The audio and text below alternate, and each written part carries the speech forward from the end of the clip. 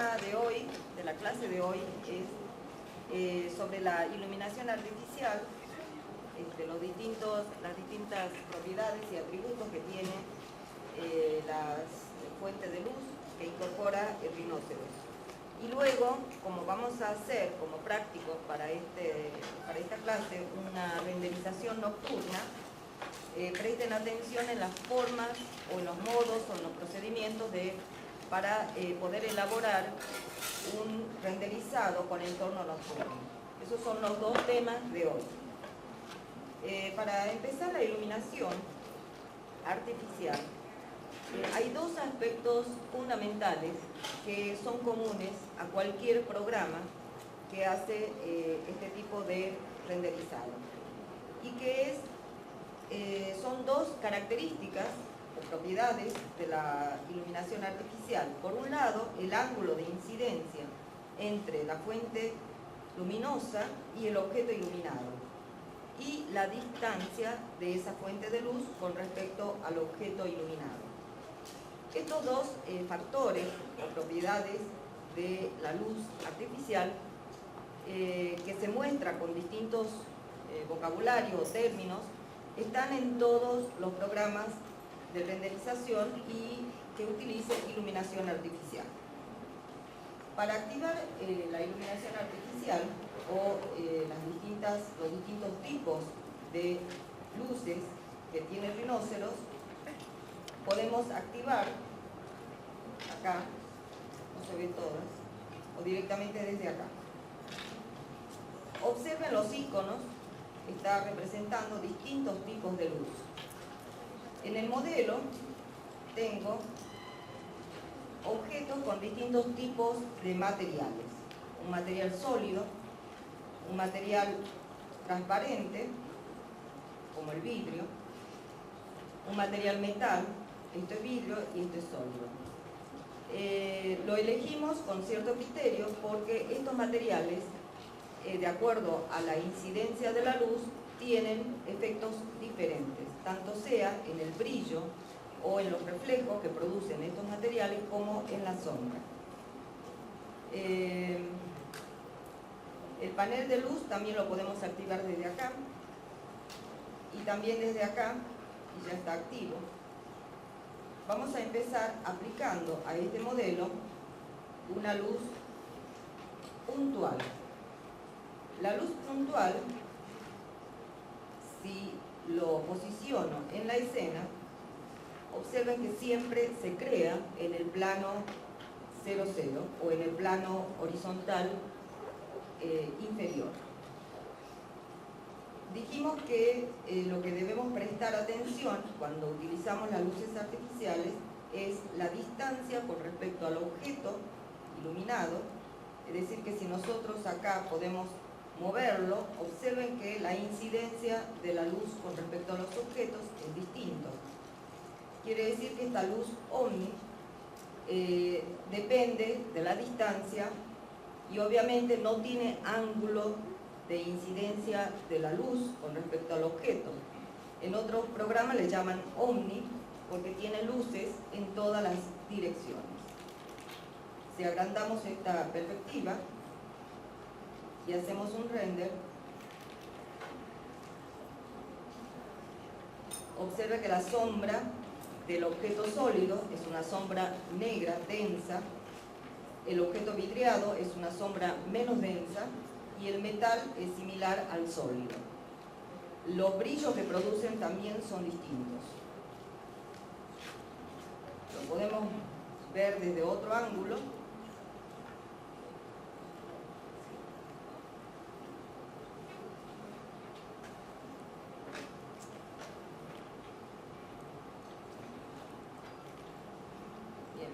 Utilicemos otro, tenemos que ver las propiedades. En rinoceros, si seleccionamos la luz y aplicamos esta ventana de propiedades, y acá el icono de la luz, podemos manipular algunas de las propiedades de esta luz. El color, por un lado, picando acá en el selector, podemos cambiar el color de la luz. Observen en la escena cómo incide el color de la luz con respecto a los objetos. El objeto vidrio refleja el color de la luz. En general, cuando elegimos un color para la luz, conviene que sea un color saturado, en este caso un gris, o un color suave en tonos cálidos, o bueno, en los tonos que a ustedes les interese, pero siempre un color suave para no producir una mezcla extraña de colores de los objetos que están en la escena. La intensidad de la luz es otro de los parámetros. La intensidad de la sombra, acá no tenemos nada de sombra,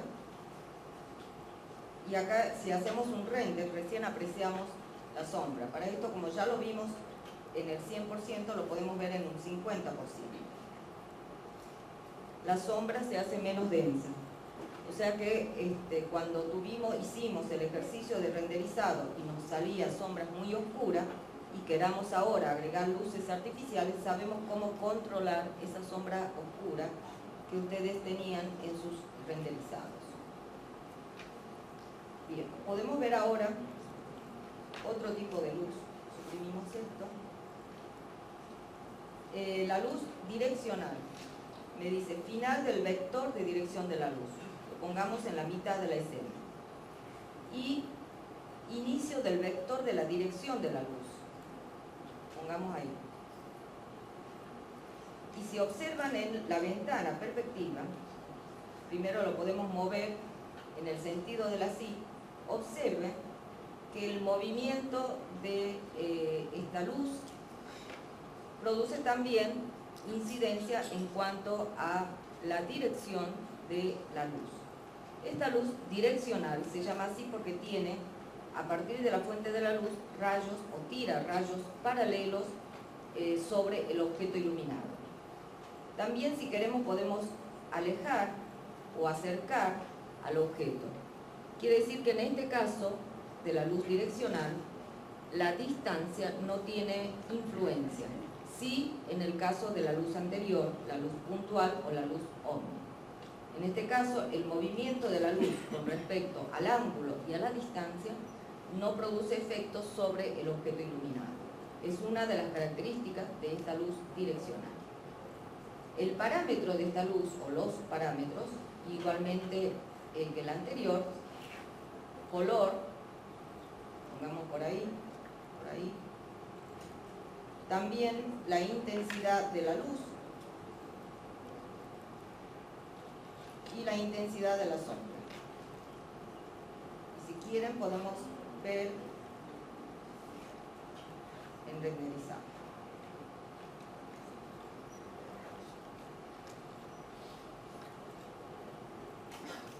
Voy a eliminar esta luz. Probemos la luz focal. La luz focal nos pide la base del cono con todos estos parámetros. En principio, empecemos ubicando en cualquier punto en la escena, pongamos cualquier diámetro, y acá podemos, en la vista de frente, poner una altura estimada de esta fuente de luz. Esta luz, como ustedes pueden apreciar, tiene una orientación o tiene una dirección y tiene además un lugar más, un punto focal o un punto más iluminado que otro. Y eso, acá en este programa, en Rhinoceros, en otros programas le llaman de otra manera, le llama haz de luz. Si ustedes ven en esta gráfica de la vista superior, observen que el círculo central, que es el sector focal, se agranda o se achica. Al hacer esto, lo que sucede es que la distancia entre el borde del cono grande con respecto al cono chico se ilumina de una manera difusa. Si lo hacemos coincidir, la sombra se marca nítidamente entre el área iluminada y el área no iluminada. Si nosotros queremos atenuar esa intensidad, tenemos esta banda la intensidad de la sombra también, y el color como en las luces anteriores. Hagamos un renderizado. Chicos, yo escucho hablar. ¿Alguien tiene alguna duda?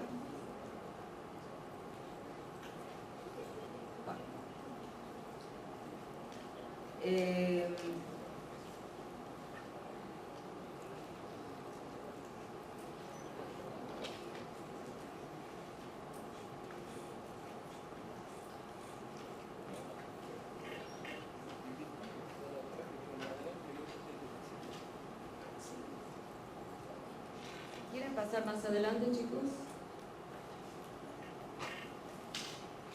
Veamos ahora otro tipo de luz, la luz rectangular. Nos pide la esquina del rectángulo, la longitud y el ancho. Cuando vemos en las vistas, en otras vistas, vemos que se crea con una flecha hacia abajo. Esto indica el sentido en la que ilumina. Hacia arriba no va a iluminar, solamente en este sentido.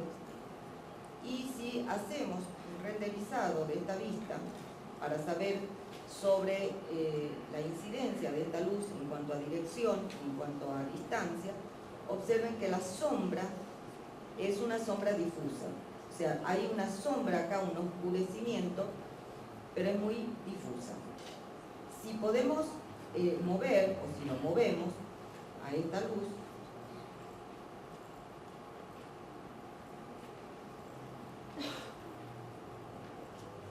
también tiene influencia con respecto al objeto iluminado. Está acá, hacia aquel sector se oscurece. Podríamos también hacer un plano, pero en forma inclinada, y observen allá el efecto en la ventana perspectiva, tanto sea en este sentido como en este otro sentido. Ya quedó fuera del área de...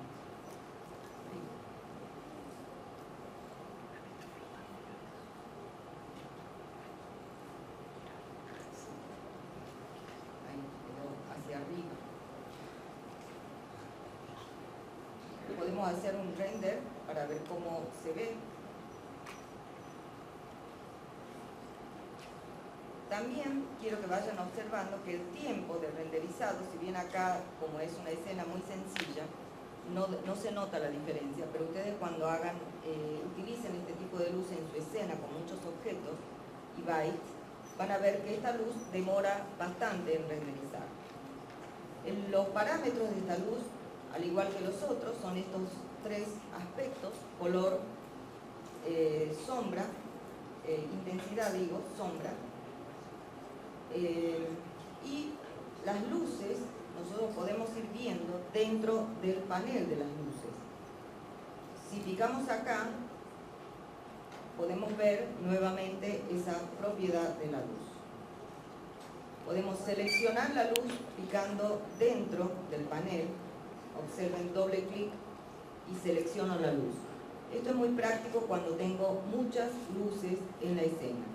En general, cuando creamos luces, también nos conviene ir enumerando, a pesar de que acá está descrita y podemos cambiar la intensidad acá, pero el número también nos ayuda a localizar rápidamente dónde está cada luz. Vamos a aplicar otra luz, la luz lineal,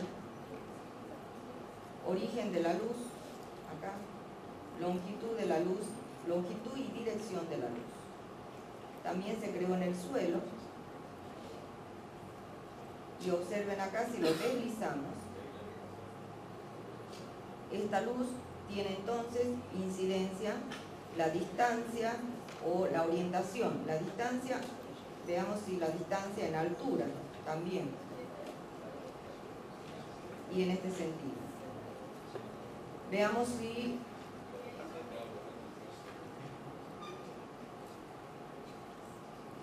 lo giramos con respecto al plano horizontal. Esta luz también, si ustedes pueden apreciar, el tiempo renderizado es mayor. Estas luces que producen sombra difusa, al igual que la luz del cielo en el panel del sol, tienen algoritmos complejos de rebote de luz. Es una combinación de este tipo de motor de render y el motor de render de iluminación indirecta. Entonces demora bastante y tienen que tener presente esa cuestión para calcular el tiempo necesario. Bien, algunos parámetros o algunas ediciones, parámetros de edición, podemos ver acá en esta segunda parte o en esta parte de abajo, como por ejemplo editar la luz por ubicación de resaltado, y acá tienen por ejemplo definir el foco de la luz, definir vistas en focos, editar la luz con enfoque. Si tenemos una luz, por ejemplo focal, y queremos utilizar algunos de estos parámetros, podríamos definir el foco en vista, y entonces como estaba en esta vista, el foco se posiciona con respecto al objeto. Podríamos hacerlo en la vista de planta,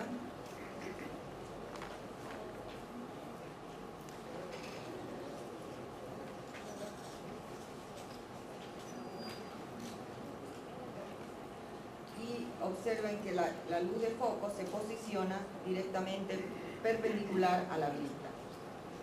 Y acá si nosotros hacemos un render, observen que la iluminación y la sombra me están diciendo de esa perpendicularidad.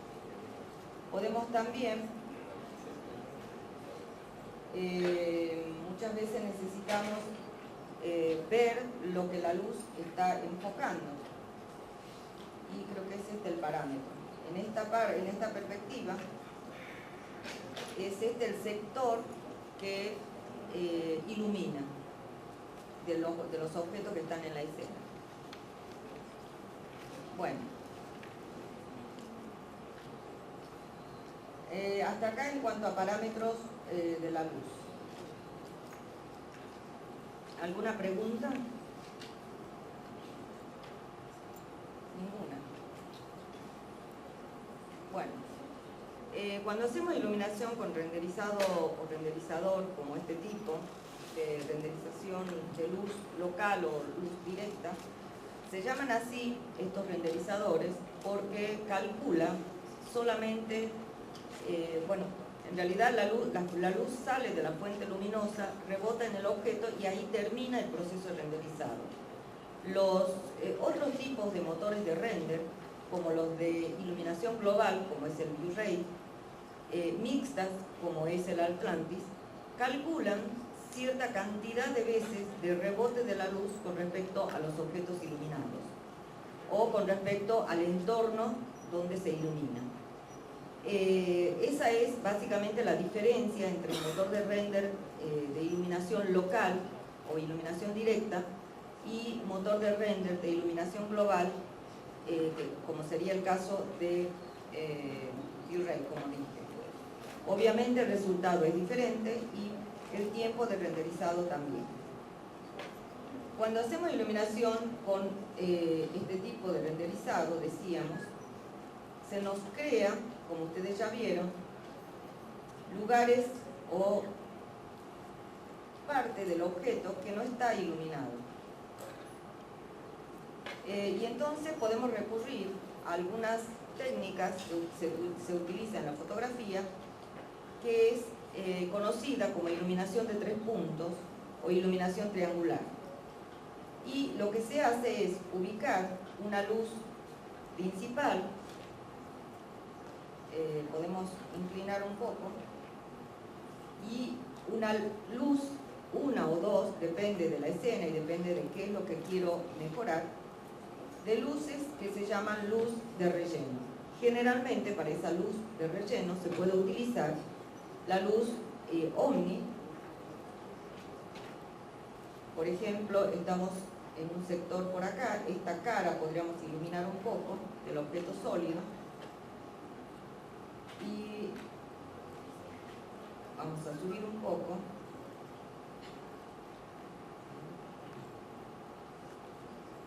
Y acá tenemos la luz de punto. Vamos a reducir la intensidad. Es apenas para iluminar esta cara. No me interesa que arroje sombra para no confundir la orientación de la luz principal. Queremos que la luz focal, en este caso, la luz principal, mantenga su direccionalidad.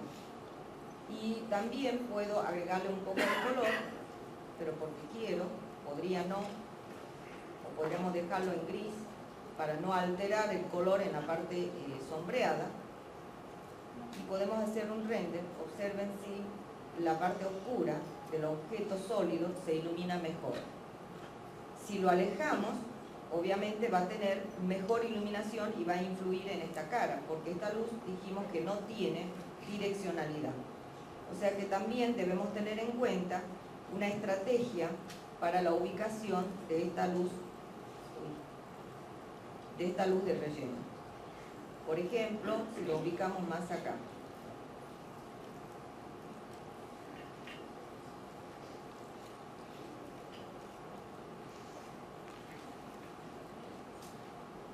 Ahí. Se ve ahora mejor, ¿verdad? Las dos caras. Podemos hacer un renderizado.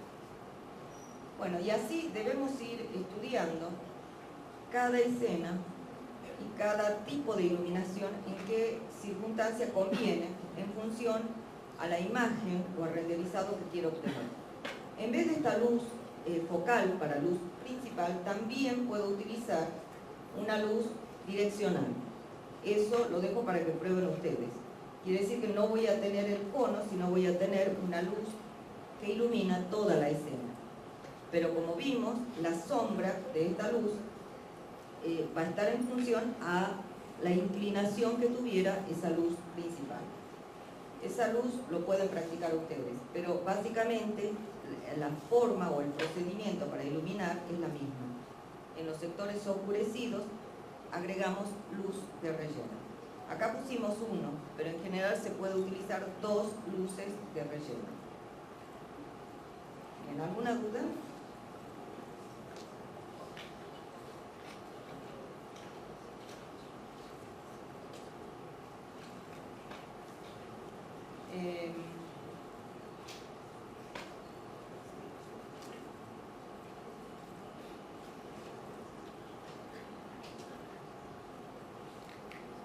Bueno, acá tengo una escena muy chiquita, muy rápida, parecido a lo que ustedes pueden o deben hacer para el práctico de render nocturno.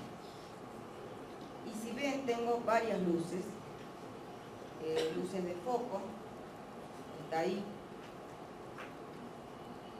Son 1, 2, 3 luces de foco, 4. Una luz direccional, ahí. Y una luz de punto acá. Ahora vamos a frizar esas luces para ver qué efecto nos produce cada una de esas luces. A ver si puedo. La luz focal.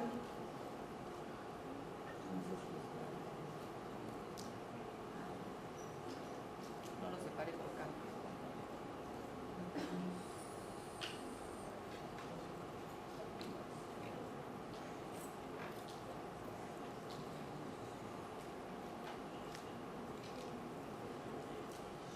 Apaguemos alguna y quiero que hagamos un render.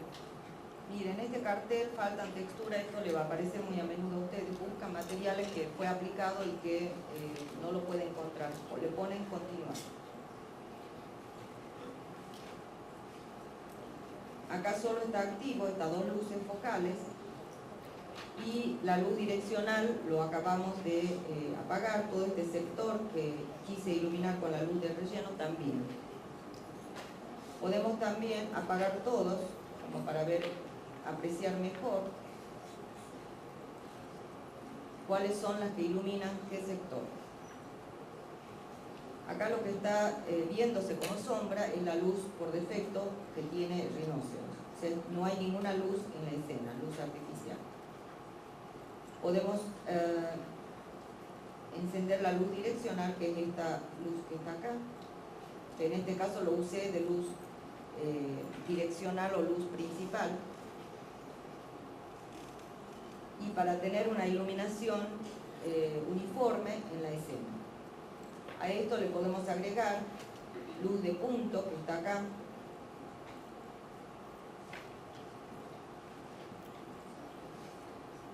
me ilumina este sector que estaba oscuro. A ver si vamos teniendo renders anteriores. Este era el primero.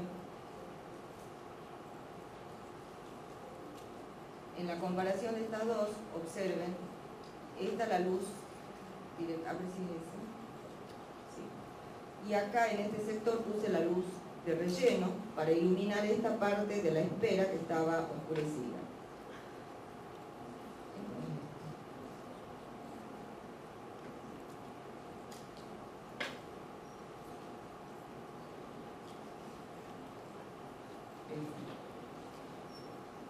Acá solo está la luz direccional, esta parte de acá se iluminó con la luz de relleno que puse acá, es este sector. Y luego vamos activando la luz de foco, que son las luces puntuales que salen de esta lámpara.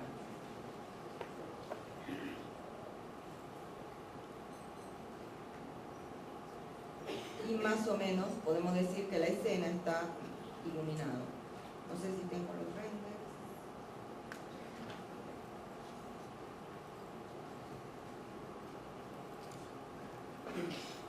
Esta sería una y esta es otra. Por supuesto le falta un montón, pero lo que quería que vean es el nivel de iluminación y que sea coherente y creíble. Siempre uno debe pensar antes qué cosas queremos destacar de mi modelo o qué cosas quiero que se vea para que sea vendible o apreciable de mi modelo. Bueno. ¿Alguna pregunta, chicos? ¿Ninguna? Bueno, hay unos cuantos temas que dijimos la clase pasada que íbamos a enseñar hoy, o bueno, por lo menos lo íbamos a practicar con un poco más de profundidad, que es el mapeado, y de acuerdo a lo que vi en los prácticos que enviaron ustedes, he notado varias dificultades, y para esto voy a darle algunas indicaciones más, que no sé si les servirá, pero espero que les sea útil, con respecto a la elección de punto de vista, de sus vistas, ¿no?, para el renderizado, y también la configuración del renderizado. Esto ya lo vamos a ver un poco más en detalle. Luego, también, esto le digo para que me hagan acordar. Después, sobre estos temas, que muchos ya me han preguntado, ¿cómo vamos a guardar el archivo para que puedan otras personas apreciarlo? Empecemos primero por el mapeado.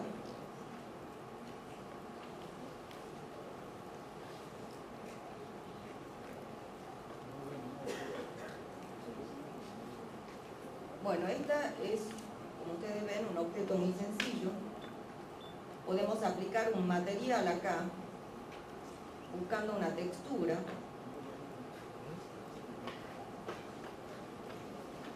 Podemos elegir una textura metal corrugada.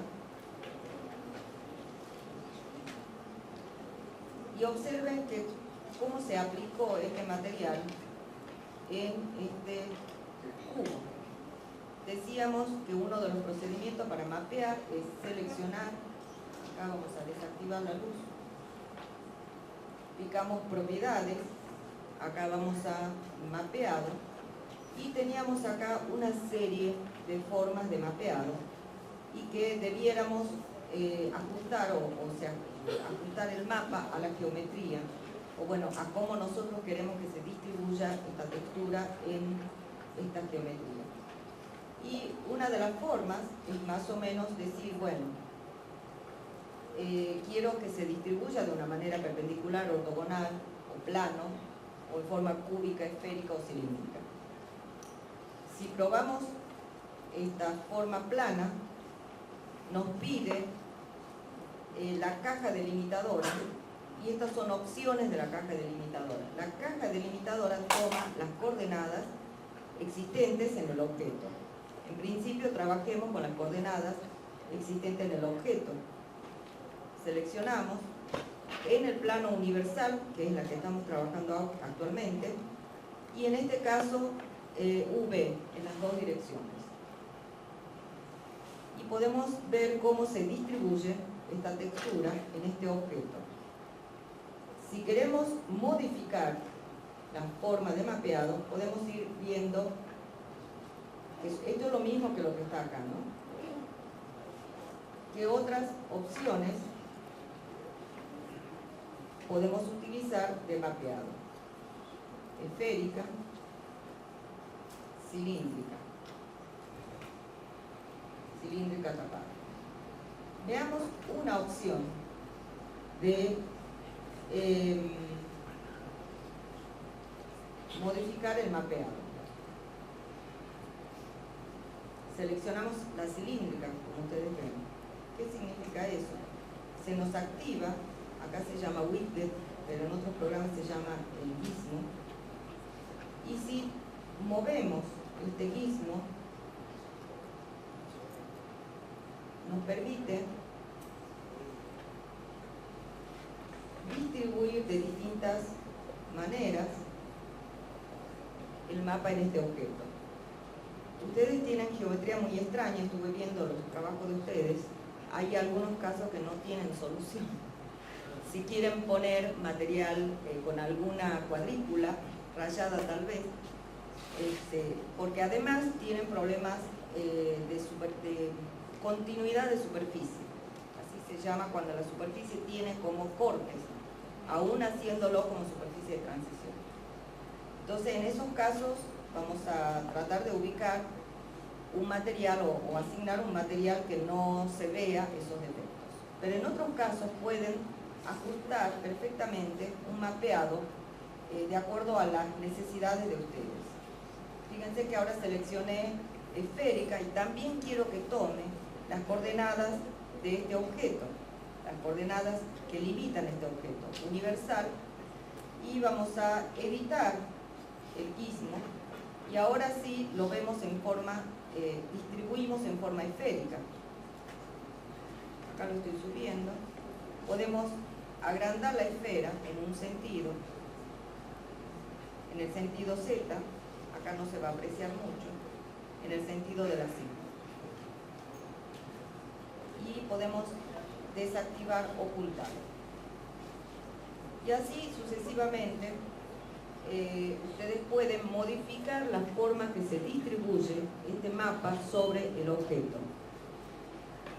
Otra cosa que se puede hacer en caso de que no coincidan, miren esto, las rayas, acá hay una cuestión también de tamaños, que eso recuerden que lo ajustábamos picando y activando la ventana o el panel específico del mapa, y podíamos ajustar la cantidad de repetición de esa imagen sobre mi objeto, cambiando estos números, también viendo la rotación. Por ahora dejemos ahí nada más para que sea más cantidad de rayitas.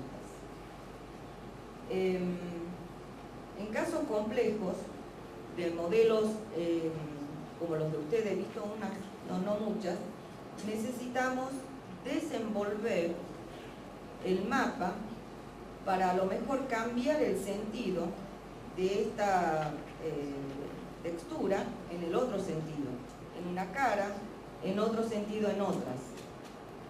Entonces eso es para modificar por cara el sentido de la textura. Para esto picamos desenvolver y me dice seleccionar costuras.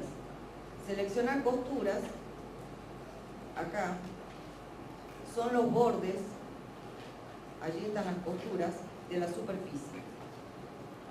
Y debemos seleccionar en este caso todas, si quieren modificar la textura en todas las caras.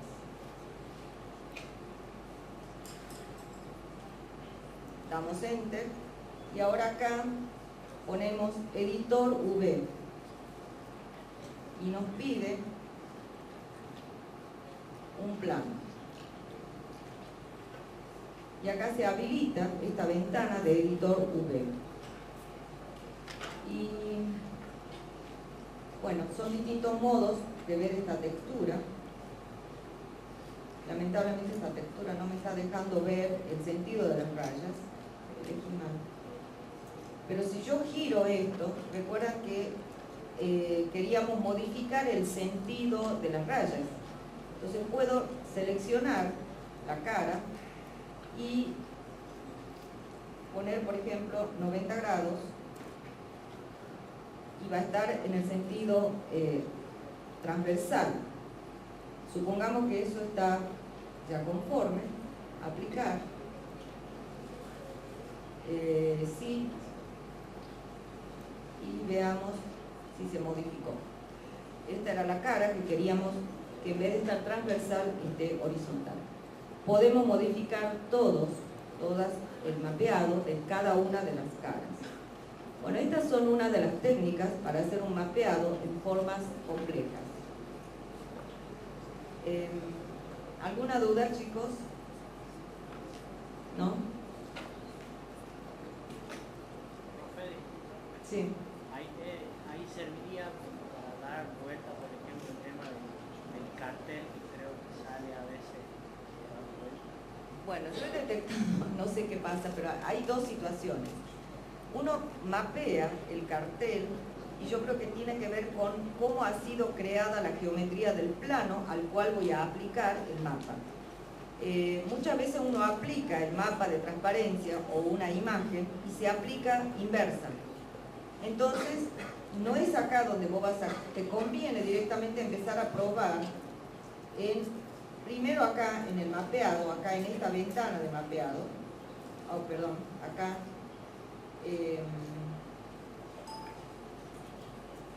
en el mapeado mismo de acá, del objeto, de la textura, acá. Empecemos por ahí, que esto es básicamente el panel de este material. Si esto no te da resultado, algo parecido lo hace acá, es exactamente lo mismo. Lo que pasa es que acá vos estás trabajando también con ese mapa y tenés otros parámetros. Entonces te conviene primero empezar por lo más sencillo, que es bidimensional. El mapa que vos estás trabajando es bidimensional. Entonces no te mareas con tantos valores acá, directamente trabajar con el panel de material. Eso te tendría que dar resultado para girar. Hay otra situación que les quiero comentar, tal vez ustedes lo hayan pasado. Uno lo ve bien al mapa en el renderizado previo, en esta vista de renderizado, de modo renderizado. Pero cuando hacen el renderizado con el motor de render, la imagen se invierte. Y eso no sé por qué sucede. Cuando lo descubra, le aviso. Me pasa lo mismo con el View-Ray. En el View-Ray yo tengo la imagen bien, digamos, ¿cómo les puedo decir? Bien aplicada, pero en el renderizado se me invierte. Entonces digo, bueno, lo invierto en la vista y sí se renderiza bien. No sé por qué pasan esas cosas. Yo creo que tiene que ver con la geometría del objeto, de cómo ha sido creado la geometría. Muchas veces uno el triángulo lo crea de vértice a vértice, otras veces en forma vertical. O sea, depende de cómo, si aún siendo una superficie, depende cuáles son las opciones de creación de estos distintos modos. Yo he probado algunas, pero no he terminado de probar todas, así que no tengo una conclusión sobre eso. Supongo que será por eso. Bueno, ¿alguna otra pregunta?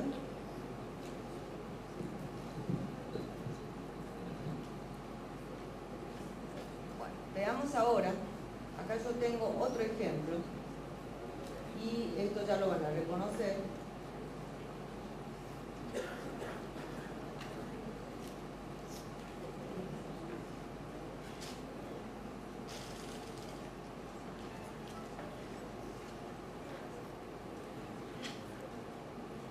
Está la dueña de esto, el dueño, Lobo, Enrique. ¿Está Lobo? ¿no? No viene más. Bueno, elegimos una superficie de este tipo, vamos a activar la nave principal nada más. Y quiero aplicar una textura rayada como la que hicimos recién. Y entonces vamos acá a la ventana de materiales, elegimos una textura. Supongamos que nos gusta este,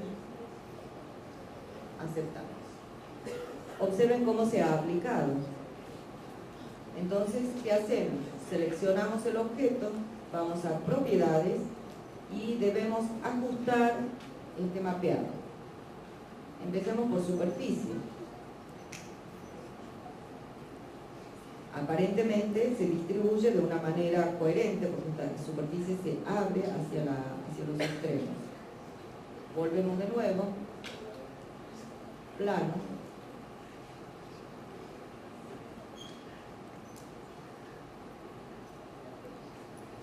Plano.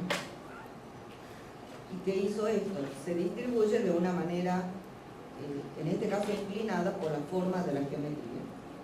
Bueno, y así ustedes pueden, así simplemente a vista, probar distintas formas de mapeado. Hasta conseguir un mapeado que les resulte aceptable o que les resulte interesante con respecto a el modelo que ustedes quieren mostrar. Yo creo que es mejor en forma de superficie. Y acá veamos en forma de superficie. Y este no es en forma de superficie. Me gustaría que continúe esta textura hacia la otra nave. Podríamos, haciendo un pequeño movimiento de mapa, en la forma de mapeado que hicimos recién, hacer coincidir estas líneas, o simplemente dejarlo así porque esta textura o este techo con este otro techo tendría que estar supuestamente separado o algo, porque ahí debería haber una canaleta.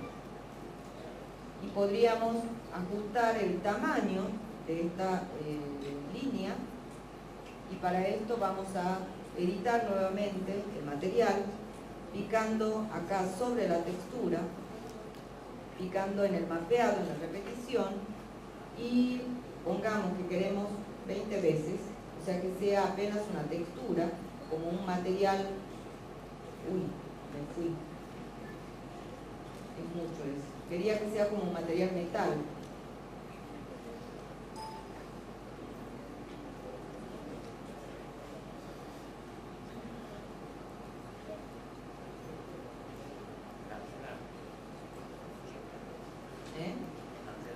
He puesto cancelar, estoy ciega. Sí, ¿no? Estoy ciega. Bueno. Ahora he puesto aceptar. Bueno, más o menos algo así.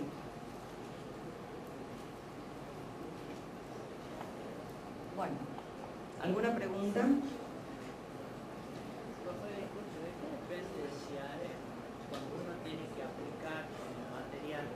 Hay veces, por ejemplo, en las carpetas hay dos carpetas que son de material y textura. Cuando uno quiere aplicar, por ejemplo, en una de color o de material, alguna textura, no sale traducido. No sé si tienen algún parámetro. No te entiendo lo que me preguntas. Vos tenés dos tipos de librería, me decís. En la librería que nos había dado la carta, estaba únicamente la carpeta de textura, que era que estaba después otro tipo de textura.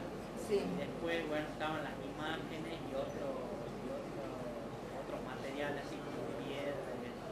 Por ejemplo, la carpeta de textura únicamente se dejaba aplicar cuando nosotros seleccionábamos la parte de textura, únicamente queríamos cargar ahí. Si nosotros queríamos cargar alguna imagen, por ejemplo, no me salía a mí la opción de cargar.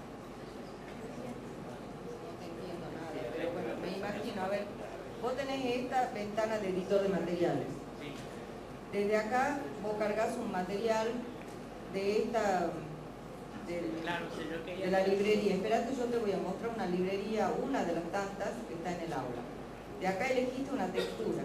Sí, bueno, ¿verdad? eso me pasa. Bueno, acá pongo todos los archivos compatibles, porque estaba acá, digo todos los formatos compatibles. Esto por defecto es así, pero nosotros como tenemos distintos archivos, JPG, PNG, tenemos que activar acá. Entonces vos decís que de acá cargabas cualquier material, ¿verdad? Luego,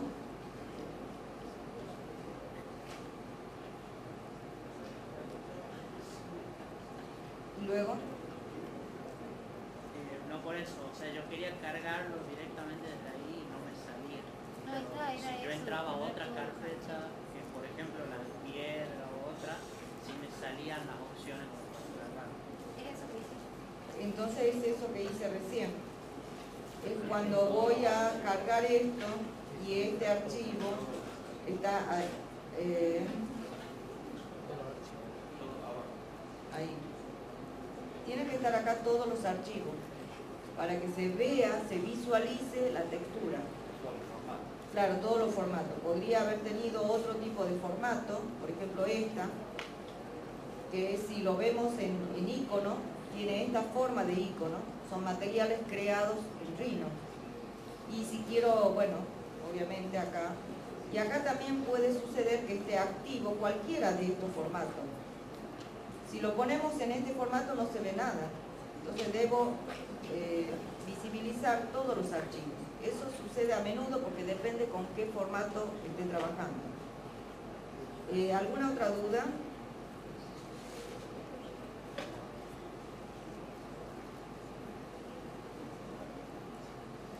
Bueno, ¿seguimos?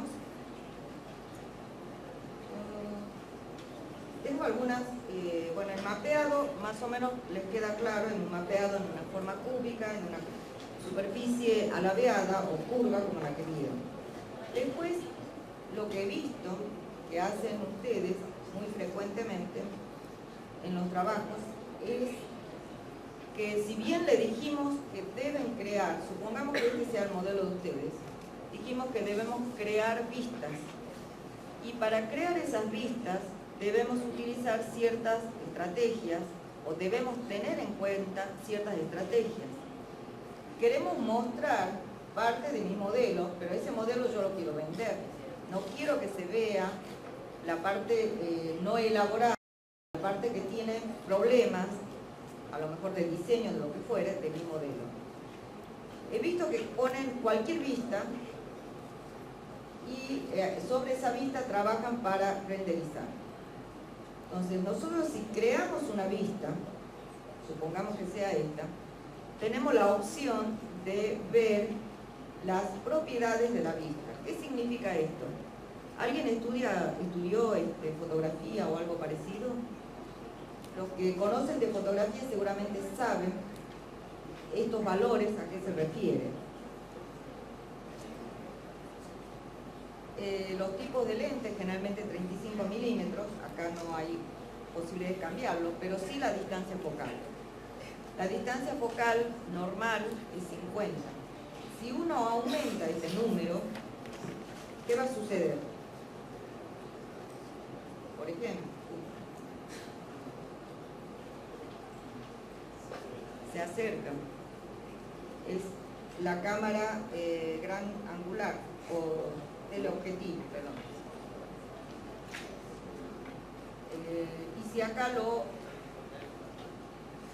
reducimos, obviamente se achica. O sea que sobre la misma pista yo puedo hacer un acercamiento o un alejamiento. Y si lo hago con el mouse, tengo en cuenta que lo que estoy haciendo es eso. Porque algunas vistas son o demasiado deformadas o demasiado vistas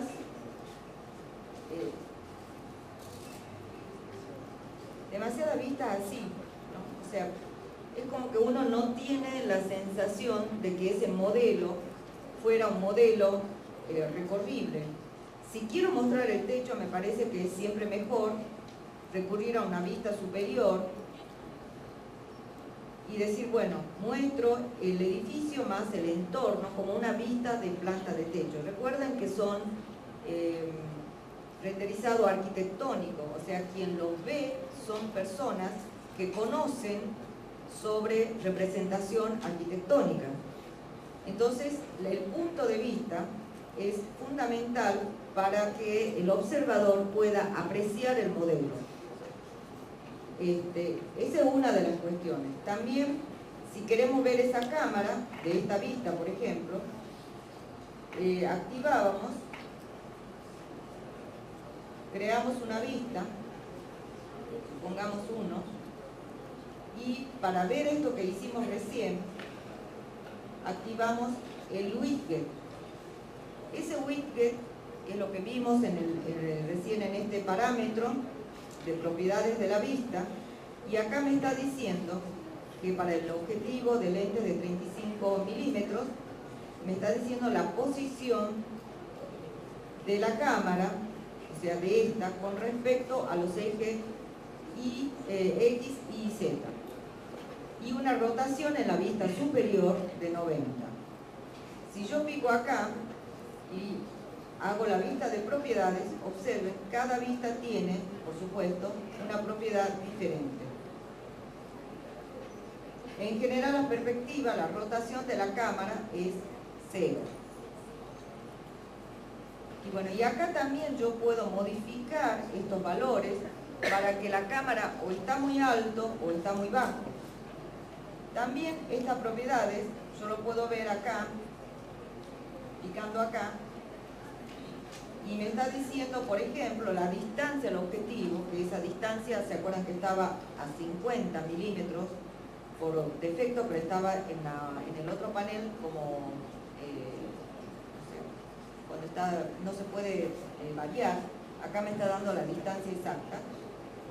Y bueno, y la posición en X y Z del objetivo y de la cámara, que es exactamente lo mismo que en el panel anterior. Podemos modificar acá también.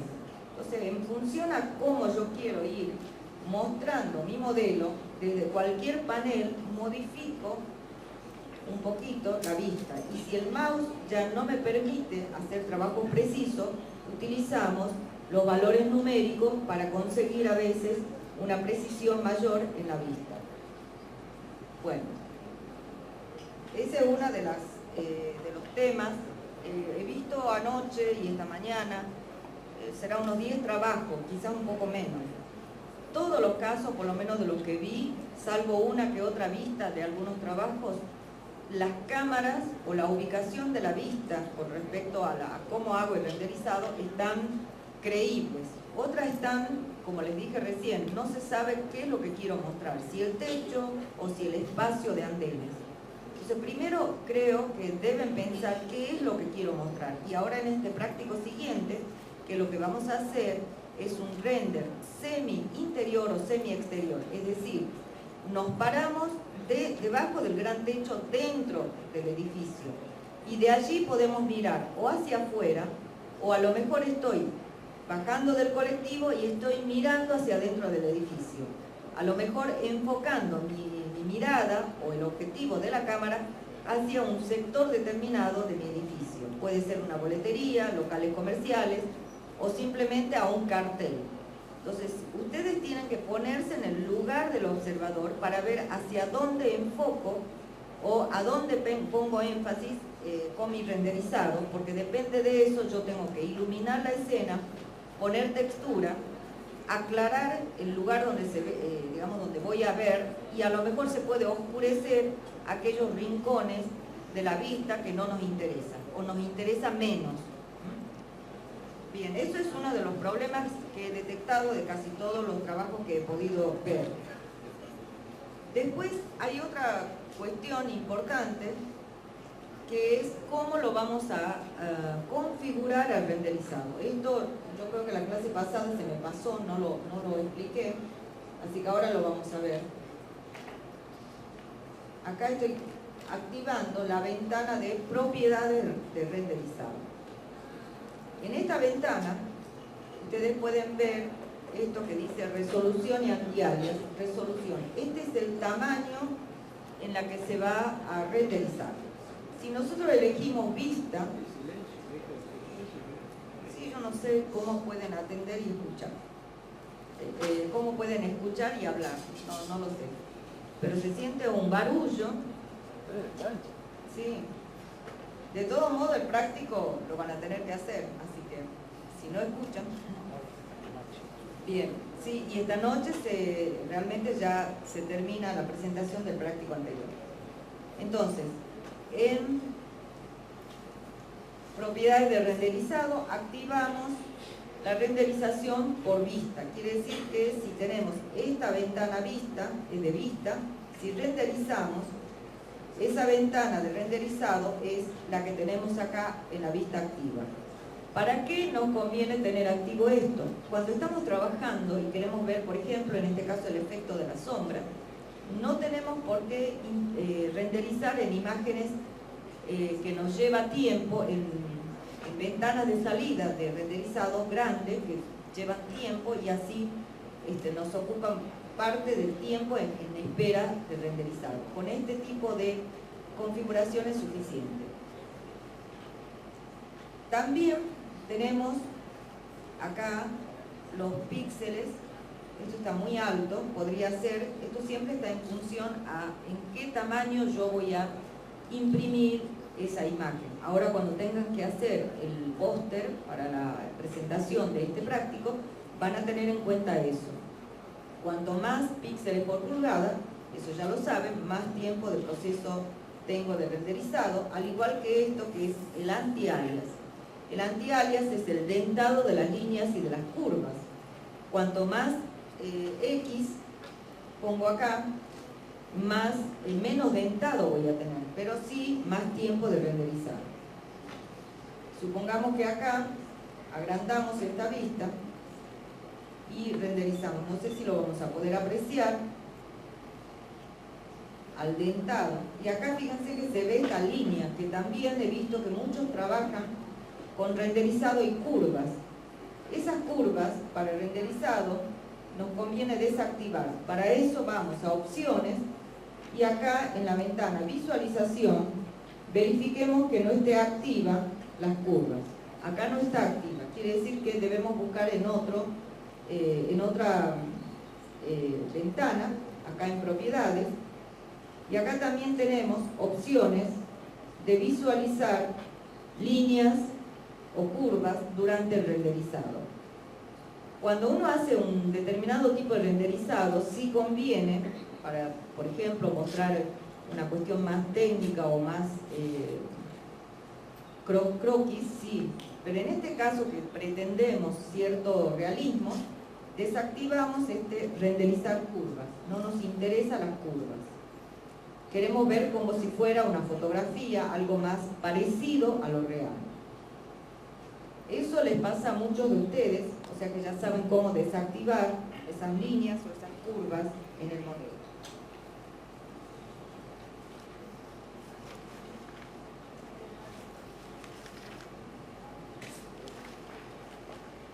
Bueno, falta ver cómo vamos a guardar el archivo. Hay varias formas de guardar el archivo, pero creo que a ustedes lo que les conviene hacer es poner guardar como, y acá en esta parte dice guardar reducido. Esto quiere decir que se guarda el modelo sin la malla. Lo mismo o algo muy parecido es esto de solo geometría. En estos casos reduce bastante los bytes. Pongamos esta, no vimos cuánto, sí, 1794. Pongamos guardar reducido y va a ir a parar acá.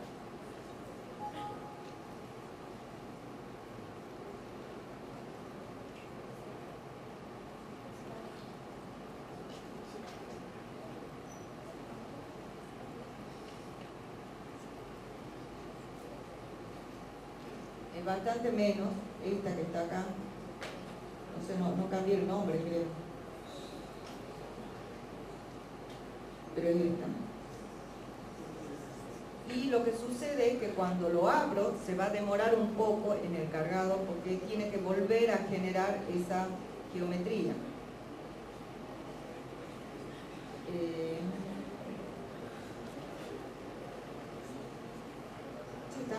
ancha, ¿no? Acá no, porque ya la tenía abierta. Bueno, y entonces se va a guardar solamente la geometría.